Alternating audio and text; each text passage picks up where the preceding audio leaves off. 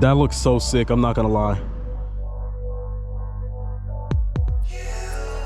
What's up guys, it's your boy Vincetagram, back at it again with another video, and today you find me inside of a shop. It's in a random shop. I actually work here. I don't work on cars. I take pictures of cars. Like this Porsche Macan, which we're actually gonna be taking out today. And I'll explain a little bit more what I do. We're gonna be taking this Macan out and we're gonna be taking some photos of it. Mostly because this isn't for the dealership. I wanna practice getting more commercial shots so I can be more presentable to brands in the future. I'm gonna take out this Macan. This is regular traffic, I'm not gonna lie. This is pretty regular traffic, but that is usually what you see in commercial shots. You're not gonna see a wide body Aventador being posted by Lamborghini, right? So I'm gonna take this out. I never shoot at night, but as you can see, there's no sunlight outside that door.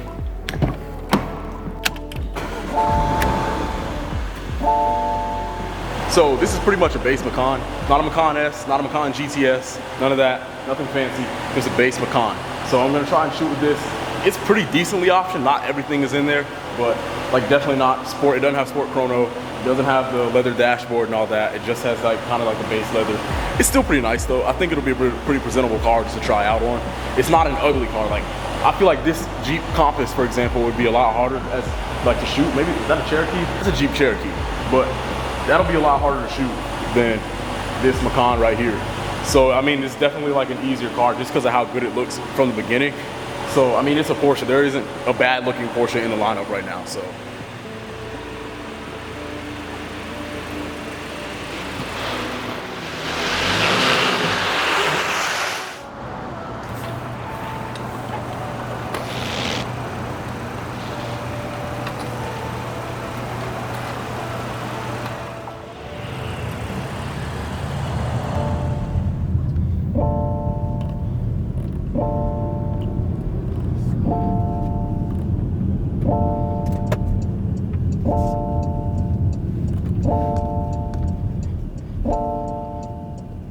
All right, so my camera is a lot lower on battery than I thought it was. From here on out, I'm gonna put you guys on the GoPro and I'm gonna shoot some photos right here.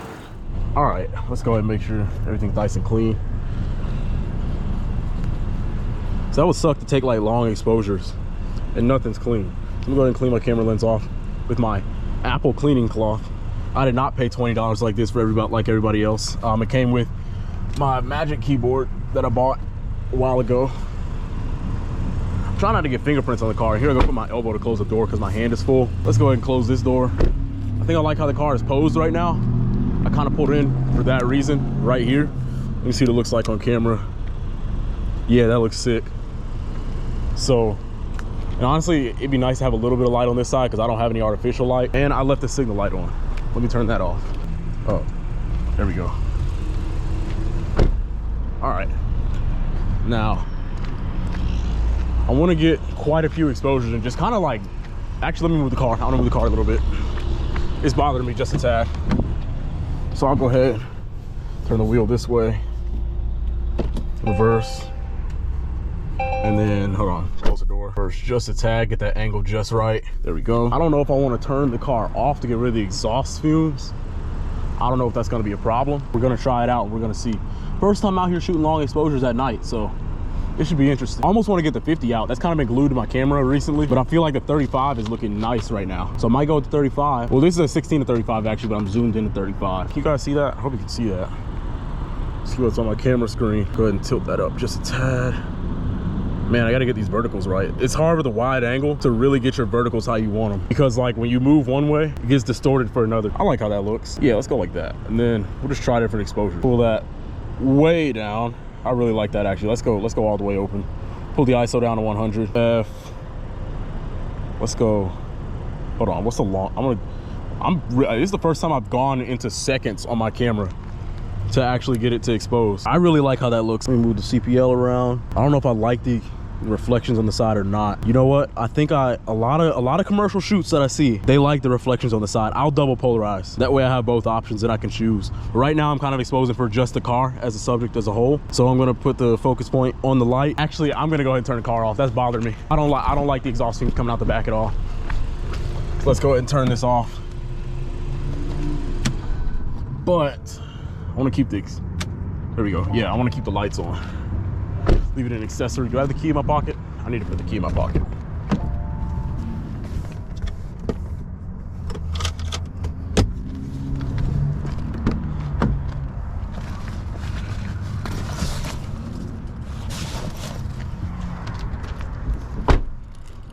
Okay, got the key. Just for a little bit of security. I wasn't feeling, if it locks and the key's in there, I'm gonna have to go get the second key. I don't want to do that. So let's go ahead and take that, leave it as is. Man, that looks really good already. This is a 3-second exposure. I'm gonna go up to 4 seconds actually. Let's expose for 4 seconds. Take that shot. That looks so sick, I'm not gonna lie. So now I'm gonna go, I think I wanna expose, let's try a different exposure actually. Let's go for a 1 second expose. Actually, I'm gonna go even shorter. I wanna expose for the lights. So I'm actually gonna go really far down, just so I can get those lights nice and red. This is 1/200th. So I'm gonna go ahead and take that shot. That's perfect, I love that. Okay. I want to get just the headlights reflecting off of the garage. So I'll focus on the garage. I'll go, how did this get to F2? I want F2.8, go F2.8, appreciate it. All right, ISO, that's gonna stay the same. I think I want to go up some more. Actually, 1/8 is fine for this. That'll be perfect. That'll give me some glare for the the taillights were not looking as real. That's not gonna look as realistic if I just use that one exposure for the taillights. So this will be a good exposure for the taillights as well. And then I'm gonna go back up. I wanna get the car fully exposed. Let's bring our focus point back to the car on the taillight. It's kind of what I wanna focus on for the main shot. And then if people wanna stop passing real quick, there's so much traffic over here that like it's kind of hard to get exposures exactly how I want them, but we're gonna make do. So let's go for this. That was a, okay, 2.5 second exposure.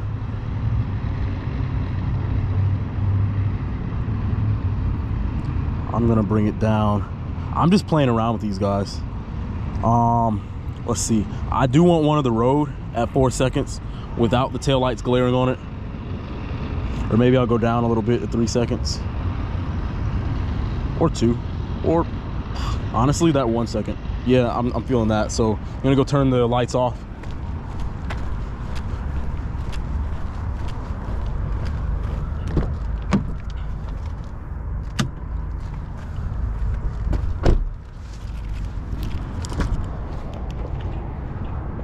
Are the lights gonna turn off? That'd be sick.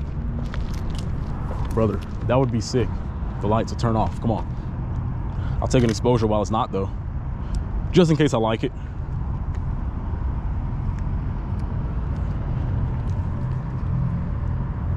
Let's see. Yo, how do you get the lights? There's no way these lights aren't turning off. You would think that after I've driven more Porsches than I can remember, that I know when the lights turn off. Maybe they just go, okay, there we go, cool. You would think that I would know that after the amount of Porsches I've driven. So now we can get one exposure for the street. There's a little bit of lens glare. I think I'm done with the exposures for this one. There's not much more I can do. Actually, I want to expose for the inside of that building because it's kind of blown out as is. So I think I'm gonna go and get one where it's more, you can see the inside of the building. I want an exposure like that. So let's go ahead and take that shot. That was at 1/25 of a second. I think that looks just fine. And then I think I'm done. All right, guys, so I went ahead and put these photos in the Lightroom and I put an edit on them. Now we're gonna go ahead and bring them into Photoshop. And the way I'm gonna do that is by selecting all these. And I'm gonna go export, well no, edit in. I'm gonna right click, edit in, and not edit in Adobe Photoshop, but I'm gonna go down and I'm gonna click open as layers in Photoshop. So that's gonna bring me, I'm not gonna do it now because I already did it, but I'm gonna bring me to this screen. All the shots are here. I think I want my top layer to be this one right here. And then I'm gonna edit everything in like outside of that. So I'm gonna mask everything. So I'm actually gonna bring this layer down to the bottom. So this is the main layer that I want. So I move this layer to the bottom. This is the main layer that I want to work on and just add elements from other layers from these other photos. So I'm gonna go ahead and add a layer mask to all the other ones after I turn the visibility back on. Hang on. Oh, can't do that all at once. Thought you could shift click that. Oh wait, can you? Yeah, you cannot shift click that for some reason. All right, so I'm just gonna go ahead and add layer mask to all of these. And you cannot do that while there are multiple selected. Okay, yeah, this is clearly my first time working in Photoshop with multiple layers. So yeah, just bear with me. By the way, this is not a tutorial. This is just me trying out stuff. If you want a tutorial, matter of fact, I'll link a better tutorial in the description. This is just me discovering how I'm gonna go about this in the future. So let's see, layer mask. We'll mask this one out. Mask this one. Now, is this a revealing mask or edit auto line layers? And I think I'm just gonna go auto just to make sure. Yeah, I've never messed with these controls, but I'm gonna make sure they're aligned. I'm just gonna go okay. Yeah, okay, so these actually do look decently aligned. Yeah, these niggas ain't poppin' for real. I'm on the court and I'm ballin', my name was starting for real. These niggas ain't locked in. These bitches they hate, cause I got options. Yeah, deep up in my mind, I cannot fight it. I don't need your love, little baby, I just need some guidance. Don't know what it is, but I'm trying to find it. I can't trust nobody, nah, they be lying. Snakes up in the water, well, I guess that I'm Poseidon. I can see right through you, baby girl, you cannot hide. So I pulled up a new set of photos. I actually shot these like maybe a week after I shot the other ones. This one, I'm in love with this shot right here. We don't really need to do much to it. Once again, I went for a commercial look. We don't really need to do much to this shot. This is the before and after. I already went ahead and edited all of these, except for the interior. I'm not really going to get into the interior though. But this shot right here is kind of the hero shot that I use as a reference to edit the rest of them. I already opened up the ones that I want to edit in Photoshop because I double polarized these. And as you can see, if I turn the visibility off, oh, this is already a mask. So here's the photo that I'll be editing in Photoshop right now. Just to, I'm just going to redeem myself. Like, I want to get one done. I want to do one right. And then I should be straight. And my audio is not plugged in. I just now realized that. All right, guys, so it's a new day, and I definitely took an L in that last edit. I was just trying to, I don't know, I was way out of my comfort zone with that one. It was night shots, and I'm stacking exposures, which is something that I have not done in a long time. We're about to get into this new set that I have. I shot these a week after I shot those photos. So I shot these during the daytime. This is kind of the hero shot right here that I use as a reference to edit all the other photos. Now, these are the ones that I'm gonna edit once I get in there. My computer's going kind of slow because I have a lot. This is an M1 Pro Mac, but I'm using like a lot of the CPU just because of all the AI masks that I have. Like literally nothing has gone untouched in these photos.